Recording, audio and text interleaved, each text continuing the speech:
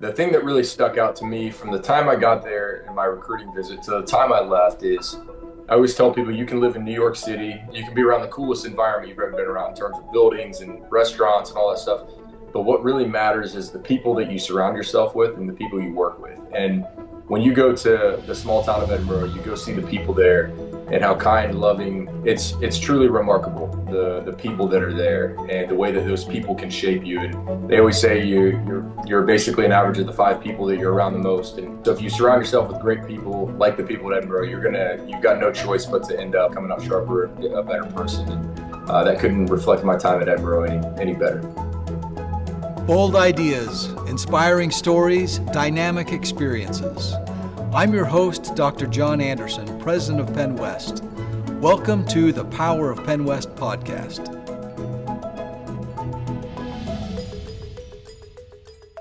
Welcome back to the Power of PennWest. We're excited to begin the 4th season of the podcast. This year, the Pennsylvania State Athletic Conference will celebrate its 75th anniversary. In this year, we're highlighting the conference's proud history. The conference will honor 300 influential contributors who shaped the legacy of athletics in Pennsylvania.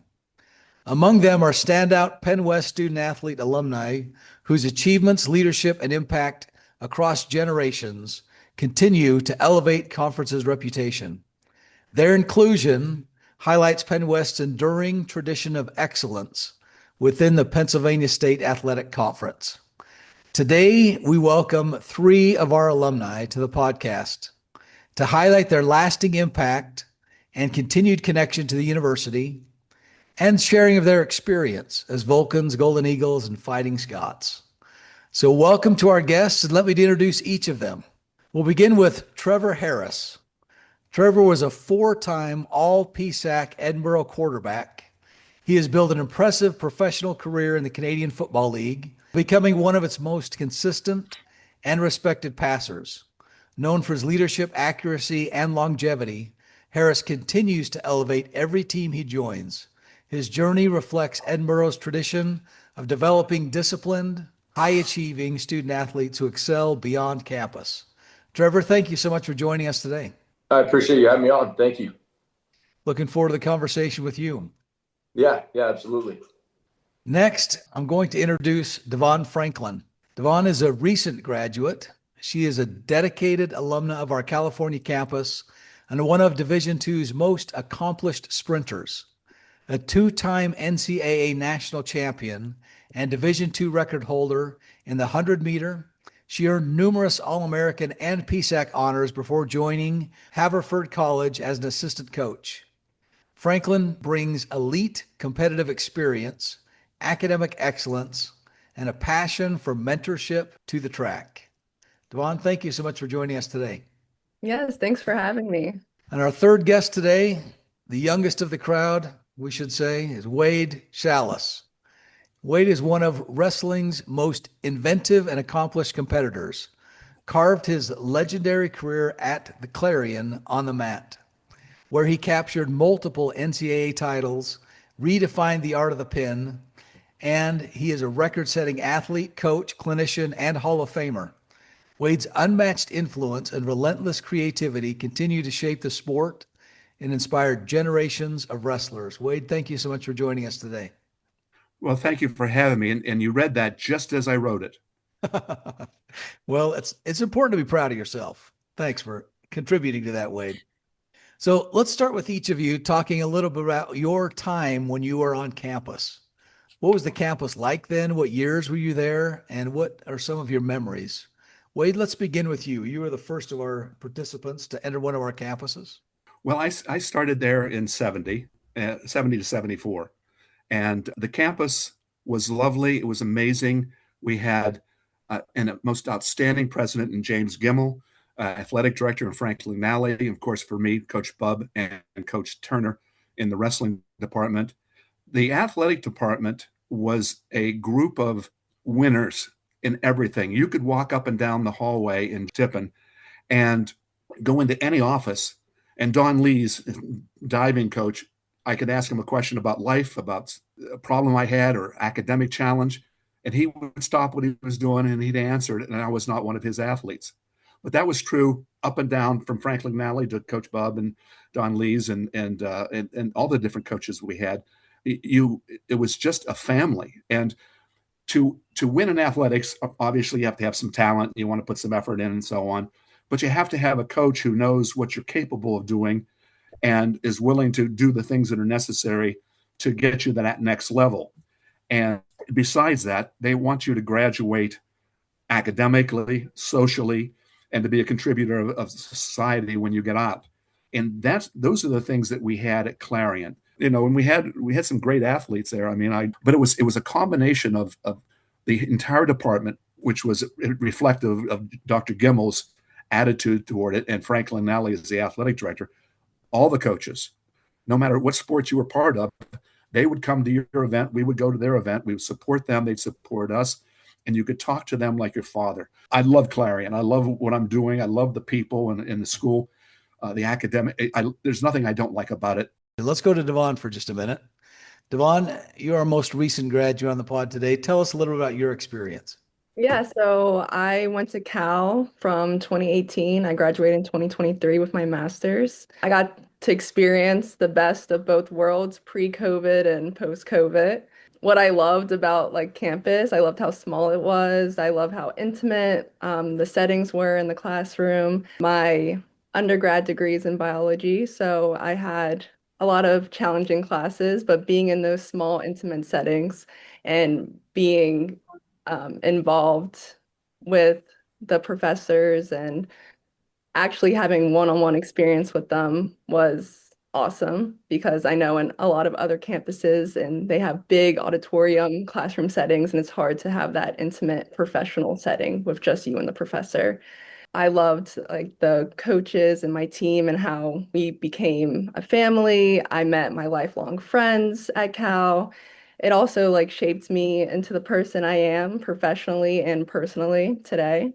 I excelled there academically and athletically, and the challenges that came from being in college and being a student athlete and having the support system with my coaches, my professors, even my friends really was a great part of being at Cal. And even in high school, I never even heard of Cal. I didn't even know that was a college, California and Pennsylvania. And I ended up getting a letter from the track team just asking me to fill out a survey about being on the team. And it was kind of the only school that really reached out to me to be part of the track team. So that's kind of how I found Cal, and I wanted to continue to pursue sports in college. So that's kind of how that happened. And I'm very happy I went with this route, because I don't even know who I would be if I never went to Cal and met the people I've met. That's great. Thank you. It's so fun to hear you reflect on that experience. Trevor, tell us a little about your journey at Edinboro. Was there as much snow then than there is now? Yeah, I thought it snowed quite a bit here in Central Ohio, and they said you haven't seen anything yet, and really truly haven't until you go up there and go through an Edinboro winter. And when I was being recruited, I went up to Edinboro, and the thing that really stuck out to me from the time I got there in my recruiting visit to the time I left is I always tell people you can live in New York City, you can be around the coolest environment you've ever been around in terms of buildings and restaurants and all that stuff. But what really matters is the people that you surround yourself with and the people you work with. And when you go to the small town of Edinboro, you go see the people there and how kind, loving, and intimate setting, kind of like Devon had said, it's truly remarkable, the people that are there and the way that those people can shape you. And they always say you're basically an average of the 5 people that you're around the most. And so if you surround yourself with great people like the people at Edinboro, you've got no choice but to end up coming out sharper and a better person. And that couldn't reflect my time at Edinboro any better. That's excellent. Thanks. Let's have each of you reflect for just a minute about the glory days on campus. Back when you were a student, each of you just give us 1 or 2 of the highlights, the moment when you thought it can't get better than this. So Devon, let's start with you. What was your favorite experience on the track while you're at Cal? I would say the activities that we would do as a team. We would have the amazing race where it was just me and my teammates. We would be split up into groups and we would go through different challenges. And it was really for team building and team bonding. But those were one of my favorite moments because we were just able to have fun and really be part of a team. Because on a track team, it's really individual. And that was kind of like a good moment where we can actually like bond with ourselves so we can further support ourselves in this season. I would say that's one of my favorite. And also just going to like the football games was great experience, especially homecoming and everyone showing out and the alumni coming back and just doing something outside of track. A lot of good times. Who was your favorite race? The race I became a national champion. What was it like running across that finish line, looking back at the time and realizing you are now the best in the country? When I won the 100, we crossed the finish line and the results didn't come up on the screen right away. It was a very close race. It was like me and two other girls that it could have been. And we were just standing there just staring at the scoreboard, just waiting who got it, who won. So I just remember just staring at the scoreboard and I'm like, is it me? Like I usually never win like really close races. And then just seeing my name populate on there and I'm just number one. Oh my gosh, it was unbelievable, especially the time I had ran. I ran 11:09. I'm like, oh my gosh, I should have just ran 10 seconds. It was a really great experience seeing my mom and my sister and my coaches there with me and just everyone just so happy. And even the girls I raced against, they were so happy for me. Like I've been racing against them for the past 4 years. So we all knew each other very well. And just seeing their support too it was super awesome. That's great. Thanks for sharing that. Trevor, let's go to you and talk to us about one or two of the highlights from your career at Edinboro. Yeah, to highlight one thing would kind of be unfair. You want to talk about the journey, and I think that throughout the journey and times that we spent together as a team, we kind of started to kind of buy into the fact that we were becoming a powerhouse team, and we were there, and we weren't just like the Edinboro on the schedule anymore. We were there, and we were coming. But I remember my sophomore year, we were at Bloomsbury. They were number 14 in the country at the time, and we were down, and we ended up coming back and winning the game. We tied the game, or we would have tied the game, but we scored a touchdown late to make it 41-40 with maybe 25 seconds left in the game. And I remember jogging off the field, and I remember Coach Browning going, "We're going for two, we're going for two." And I was like, "Oh shoot, we're going to win this thing right now." And we ended up converting the 2-point conversion and winning. And at that point, I think we knew kind of we were coming onto the scene and we were there. And we only finished the year 7-4 that year, but the following year we finished 9-2.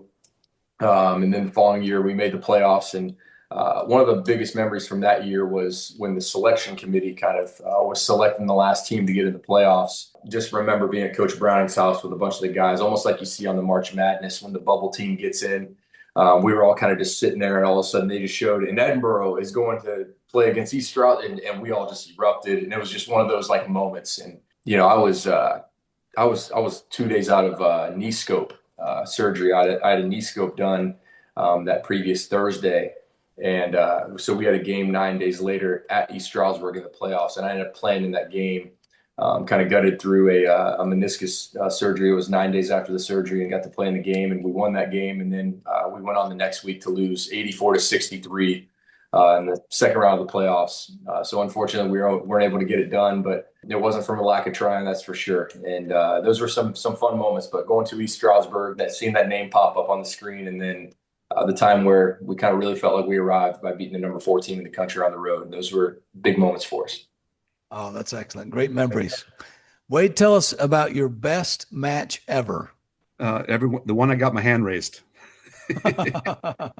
No, I had so many, performances that were memorable to me. From my first win at Clarion was a pin, and my last match at Clarion was a pin. It's just, everyone wants me to tell a story of the X on the mat. I was the president of our fraternity, and every year we would do a walkathon for cerebral palsy, our fraternity. And my senior year, one of the fraternity brothers said, "Hey, Wade, instead of walkathon this year, why don't we, for your 100th pin, why don't we put an X on the mat? And if you can pin your opponent on the X, then we'll go out and we'll raise money leading up to that. I pledge $5. If you can pin them on the X, I'll give you $5." And we raised twice as much money that year as we had in the previous years. And right before the match, our trainer put a little white athletic X on the mat. I mean, you could, if someone said, "Hey, there's an X out there," you go, "Oh yeah, I see it," but no, it wasn't noticeable. And of course, you would never tell Coach Bub that what was going on. And they had a little white X on the mat. And unfortunately, I got my opponent in a cradle, and I was 20 feet away. I was on the other side of the mat, so I had to drag him 20 feet across the mat on his back to put him on the X. And everybody in the crowd knew, but Coach Bub didn't. So I slid him over there and put him up on his back and got the pin, my 100th, which was the first Division 1, 2, or 3 wrestler to ever reach 100 pins. No one's done that since either. And afterwards, when I jacked him up on his shoulders, the tape rolled up and stuck on the back of his neck. So when he got up and walked off, he had the piece of tape stuck on the back of his neck, which was humorous. I felt really bad about doing it, but I thought about it prior to, I went, well, Muhammad Ali could say down in 7.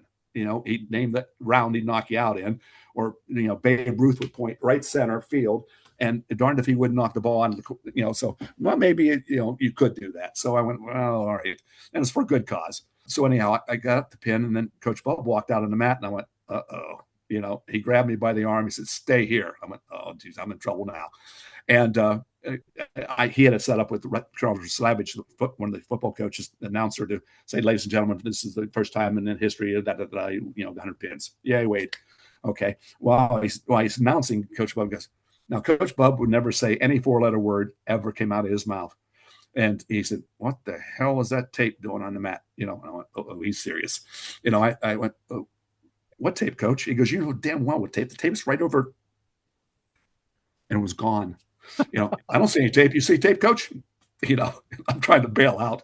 So that was one of the memorable experiences. But reaching 100 pins, it's an NCAA record in Division 1. It's watching my teammates under Bub and Turner develop into a major Division 1 program. Let's talk a little bit about where each of you have come since you left. And Devon, let's start with you. You're now coaching. You went from national champion now to the coaching realm. What is that transition like for you? Yeah, so I actually didn't attend on being a coach after college.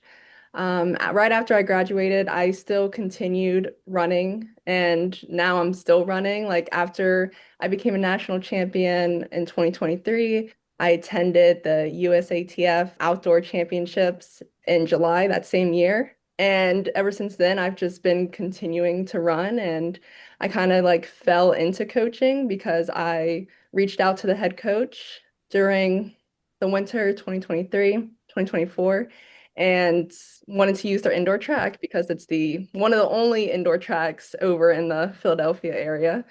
So I ended up using their track, and then she asked me later if I wanted to become an assistant sprint coach because they didn't have one and they desperately needed one. So sure, I love track and I love learning about track. So I became the assistant track coach, and since then it's been a lot of fun, and I'm so happy that I ended where I ended up, and I love Haverford. I love the people and I love coaching the kids. It's definitely a different experience being on the coaching side when I've been an athlete this whole time, but it's definitely a lot of fun. That's excellent. It's different being the athlete on the other side watching and encouraging, isn't it? Yes, it is. So Trevor, tell us a little bit about your transition. You finished 4 fantastic years at Edinboro. What were the next steps for you after that? Yeah, when I graduated, going to Edinboro, I never thought I was going to do anything after college. It was more or less just get your education paid for, go, do what you need to do, and live out your God-given purpose. And I'd be remiss to say, like, Jesus Christ has been the biggest thing in my life, guiding me and showing me the way throughout this time. And I actually met a spiritual mentor of mine, Sandy Everhart, at Edinboro. She worked for FCA, and she's kind of really been like spearheading and helping me and my faith journey throughout my life. And but ever since I left Edinboro, I signed a contract with the Jacksonville Jaguars. Kind of bounced around from a few teams here and there in the NFL, and I think I spent time with 6 or 7 different teams over a 2-year span. And there was a an opening for coaching. And so kind of had the same stuff go on that Devon did, just offered a job in coaching. And my brother was the quarterback at Edinboro at the time. And so I was just tired of the pinball washing machine of pro football, going from this city to that city, this team to that team. And so I took the coaching job at Edinboro, and I just felt like God wouldn't let me sleep that night. And, I just felt a real push to keep playing. And so I went up to Toronto to play for the Toronto Argonauts in the CFL, and was up there in Toronto for 4 years. And I spent about 6 or 7 years from the time I graduated Edinboro until I got my first real start in pro football. And when I was in Toronto, I got that, and that kind of just took off from there. And, God's been good. Here I am, 15, then I'm going into my 16th year next year. I'll be 40 years old and still playing football by the grace of God. And just really thankful for the things that I was taught at Edinboro during my time there, and more importantly, the people that I got to meet there that have helped shape me into who I am today. Oh, that's excellent. Tell me a little about the competition level. What is it like leaving playing in the PSAC to all of a sudden in the NFL? Yeah, funny story with that was, Lock Haven is in the PSAC, and they have the burgundy helmets with they have the silver wings on their helmet. And I remember we were playing against the Philadelphia Eagles in the preseason game when I played for Jacksonville, and I was walking out, and I look across as I'm walking on the field, and Kurt Coleman, he was a safety that played for Ohio State, played for 10 plus years in the NFL. He looked over, I looked over at him, and he looked at me, and he started talking smack to me.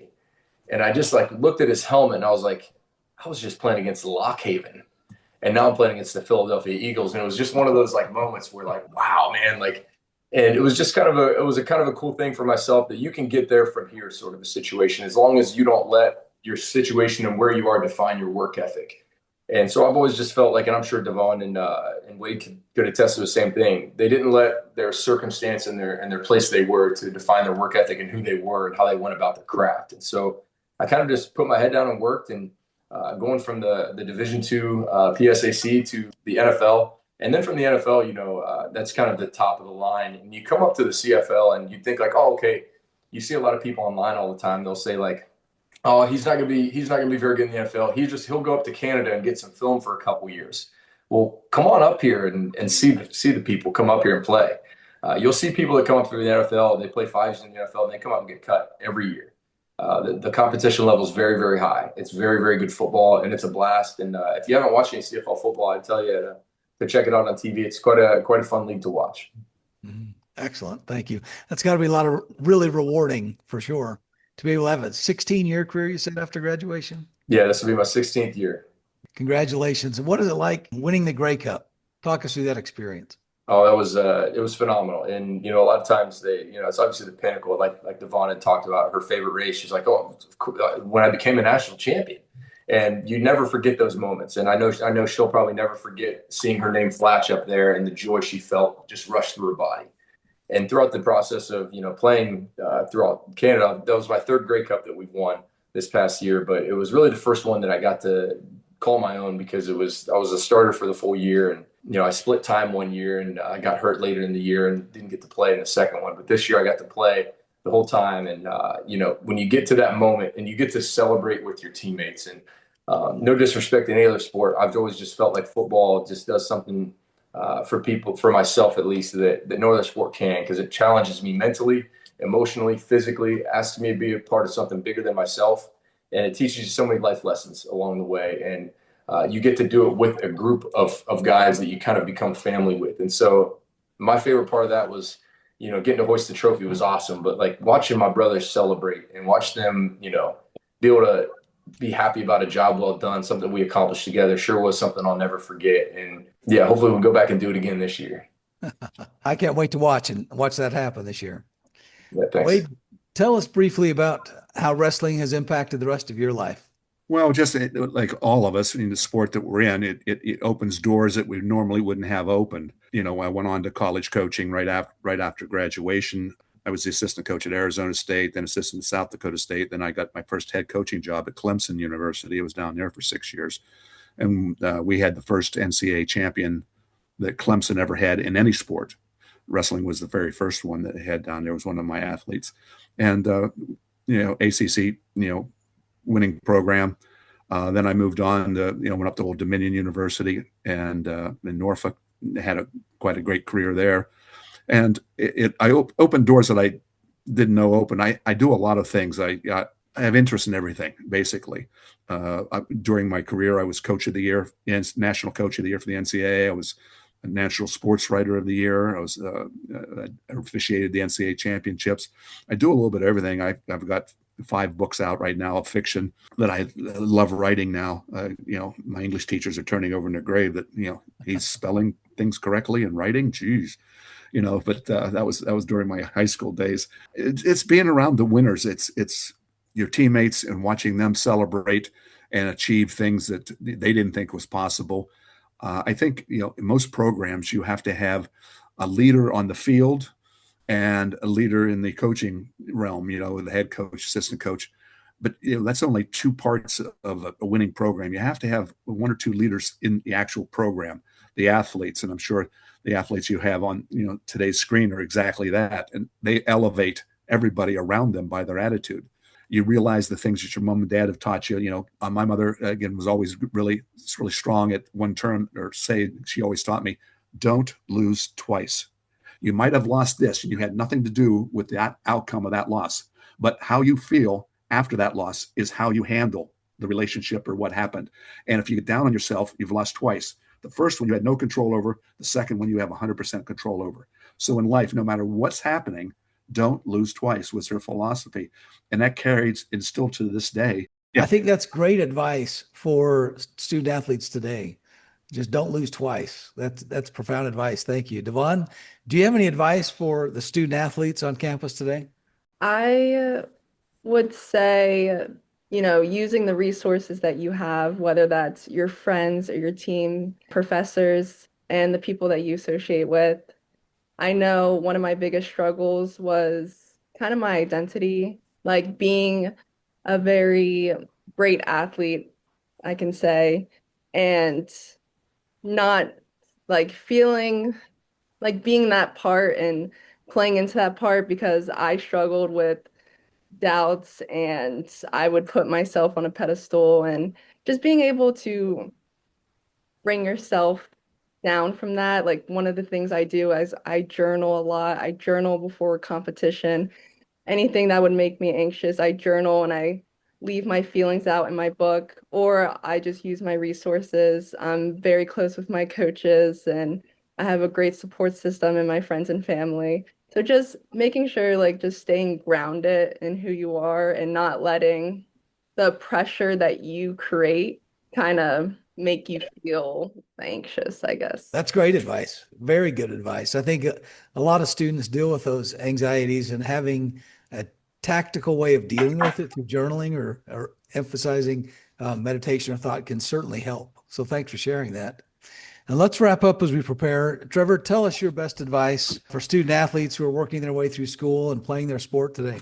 Yeah, I would say for me, find your faith in Jesus Christ. For me, first and foremost, that's would always be number 1 for myself. Secondly, I would tell you, don't go about your craft with confidence, because confidence can be shaken depending on the situation. Go through it with conviction, knowing that God has you right where you are for a purpose to accomplish something and you're set there on purpose. And so go there with that purpose and go with conviction, because don't let confidence can be struck down by the mercy of a situation. And then lastly, just kind of like what I alluded to a little bit earlier, is don't let your facilities, don't let your surroundings or a Division II label or whatever label people can put on you define your work ethic. Let your work ethic and the way you go about your craft define who you are and what you're going to accomplish throughout your career.